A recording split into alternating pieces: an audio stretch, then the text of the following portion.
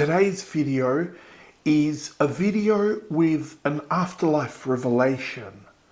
An afterlife revelation of a grieving young child and what happened with his deceased mother.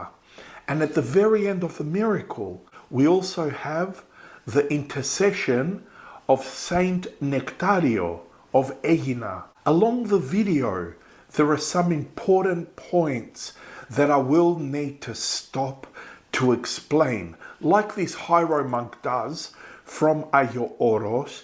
And the reason I'm going to do that is so people don't get confused. Please do not forget our monthly feeding program. We have over 2,500 orphans across 24 church feeding programs. So please, if you can help us monthly with that, may your reward be eternal. Μου είχαν δώσει να μνημονεύω το όνομα μιας μητέρας που είχε 3 παιδιά, είχε καρκίνο. Κοιμήθηκε η γυναίκα. Έρχεται μετά από καιρό ο άντρας της, τον εφιλοξενώ και μου λέει για το πιο μικρό παιδί που είχαν, 9χρονο ήταν τότε, τώρα θα έχει μεγαλώσει. Μια μέρα μετά το θάνατο της μητέρας του λέει το παιδί, μπαμπά, είδα τη μαμά και είναι πολύ καλά. Πήγαμε εκεί που μένει. Πού? Ρωτάει ο πατέρας. Σε ένα μέρος, λέει, με δέντρα, λουλούδια, σπίτια. Ένα ήταν δικό της, με κήπο και τον πότισε. Είχε και πουλάκια. So the Hiro monk makes a point that this is not how heaven will be. However, they are revealed to us in a way that we can resonate. And at the very end, he explains it a bit more. Και του λέω εγώ, μου λέει ο πατέρας, είδες, μια χαρά είναι η μανούλα εκεί που είναι. Γι' αυτό και εσύ να μην στεναχωριέσαι. Δεν πίστεψε φυσικά τίποτα. Δεν τη μάνα του έχασε, τη μάνα του θα ονειρευότανε. Ορφανό έμεινε, παρηγορεί τον πόνο του με όνειρα. Δεν λέμε όποιος πεινάει καρβέλια ονειρεύεται. Γιατί να το πιστέψει ο πατέρας? Είδες, του λέει, γι' αυτό και εσύ να μην στεναχωριέσαι, είναι μια χαρά η μανούλα εκεί που είναι. Την άλλη μέρα το ίδιο. Μετά πάλι το ίδιο, μετά πάλι το ίδιο.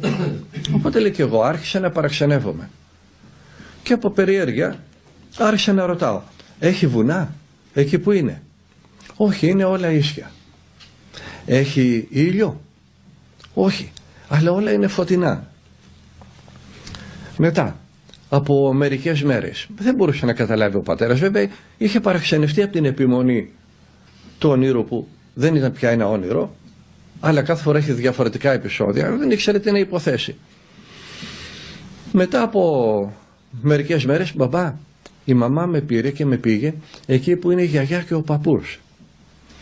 Και η γιαγιά και ο παππούς λάμπουν πιο πολύ από τη μαμά και έχουν πιο μεγάλο σπίτι από το σπίτι της μαμάς. Ξαναρωτάω, λέει εγώ, ήταν μακριά? Όχι. Τι ρούχα φοράνε? Άσπρα. Δεν ήξερε τι να ρωτήσει ο άνθρωπος, έτσι πια από περιέργεια. Τι παπούτσια φοράνε? Δεν φαίνονται γιατί τα ρούχα σκεπάζουν τα παπούτσια. Τι χτένισμα έχει η μαμά? Τι μαλλιά έχει η μαμά? Τι χτένισμα έχει? Δεν μπορώ να δω γιατί το πρόσωπό τους είναι πολύ φωτεινό. Δεν ήξερε τι να υποθέσει. Επί 10 μέρες είναι κι άλλοι εκεί. Συζητάνε, αλλά το παιδί δεν μπορούσε να ακούσει τις φωνές τους. Είχε αρχίσει, λέει, να ανήσυχο, καταλάβαινε ότι κάτι συμβαίνει, αλλά μια μέρα του λέει, μπαμπά, η μαμά δεν έχει σημάδια στην κοιλιά από τις εγχειρήσεις που είχε κάνει, γιατί είχε καρκίνο η γυναίκα. Και τα χάσε, λέει, τώρα ρωτάω γιατί είδε στην κοιλιά της μαμάς. Όχι, λέει, μου το είπε ίδια. Γι' αυτό όσοι είναι αγιογράφοι να το προσέξουν αυτό, δεν θα κάνουν ποτέ εικόνες Αγίων με αναπηρίες που είχαν Άγιοι εδώ στη γη. Κάποιο σωματικό χαρακτηριστικό για να ξεχωρίζει στον Άγιο, ένα καμπούριασμα, ναι, αλλά αν ζωγραφίζεις τον Άγιο με γυαλιά, αλίμονό μας. Δεν είχε σημάδια στην κοιλιά.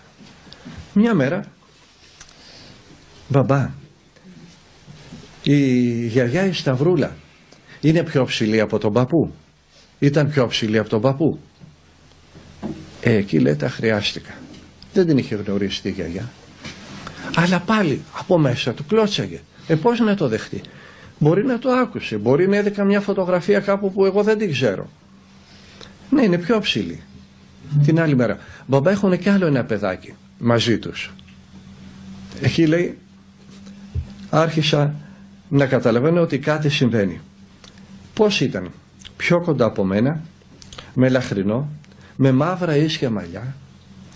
Του περιέγραφε, κόντεψε να λιποθυμήσει, του περιέγραφε τον αδερφό του, όχι του μικρού, τον αδερφό του πατέρα, τον Λουκά, που είχε πεθάνει 7 χρονών στην κατοχή.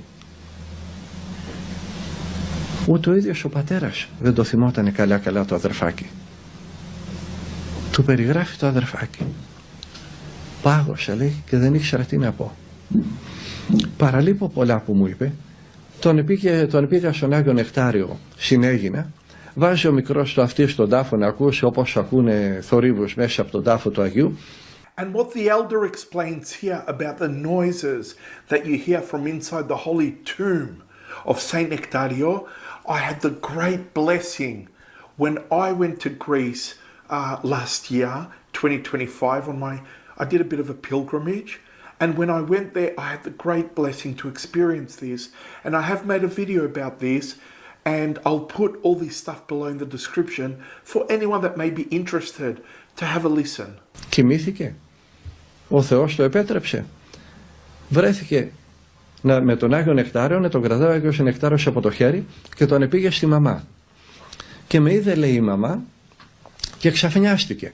Προσέξτε, αυτή την μικρή λεπτομέρεια δεν θα τη σκεφτόταν ποτέ το παιδί να την πει. Ξαφνιάστηκε η μάνα. Γιατί? Γιατί αυτή τη φορά δεν τον πήρε η ίδια, της τον πήγε ο Άγιος Νεκτάριος και δεν το περίμενε και τα χάσε. Τον πήρε αγκαλιά, δεν τον είχε ξαναπάρει αγκαλιά άλλη φορά. Τον πήρε αγκαλιά γιατί ήταν η τελευταία φορά που θα την έβλεπε. Και του έδωσε συμβουλές τι να πει στους ζωντανούς και του είπε τώρα πήγαινε. Και βρέθηκε πάλι στο μοναστήρι του Αγίου Νεκταρίου. Προσέξτε να μην μας σκανδαλίζουν αυτές οι περιγραφές. Όταν ακούμε ότι στον Παράδεισο είχε ένα σπίτι που έφυγε, είχε κήπο με λουλούδια, είχε πουλάκια, δεν θα έχουμε πουλάκια και κήπους και σπίτια. Αλλά πώς να μας περιγράψουν κάτι που δεν το έχουμε ζήσει για να το καταλάβουμε. Χρησιμοποιούν εικόνες που γνωρίζουμε για να μας μεταφέρουν το μήνυμα που θέλουν όλοι αυτοί. So as we can see, life continues. It's just a stepping stone to eternity. So on earth, we are not meant to be here eternally. We are only travelers. And like you go on a holiday, how do you travel? You travel light.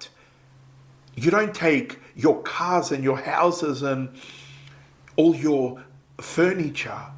You travel light. So on earth, that's why we shouldn't stress about the size of our house or how many houses we have or how much money or the cars, because all this will stay here.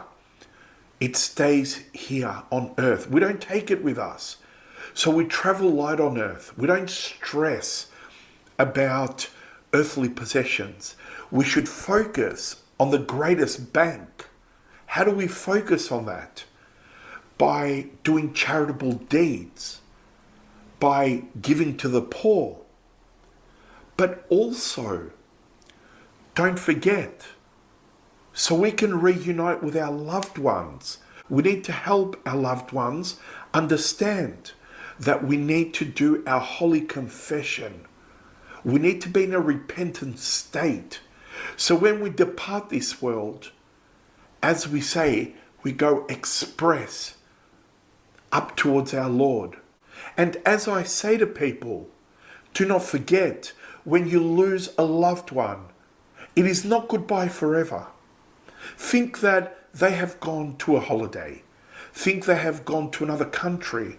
Now, at the moment, you can't go there, but in God's timing, you will go there as well.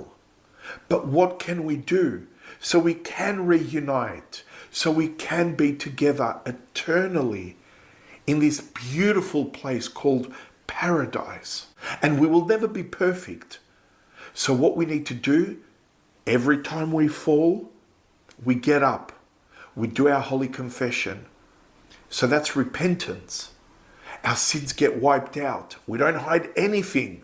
God has seen everything. There is no shame in confession.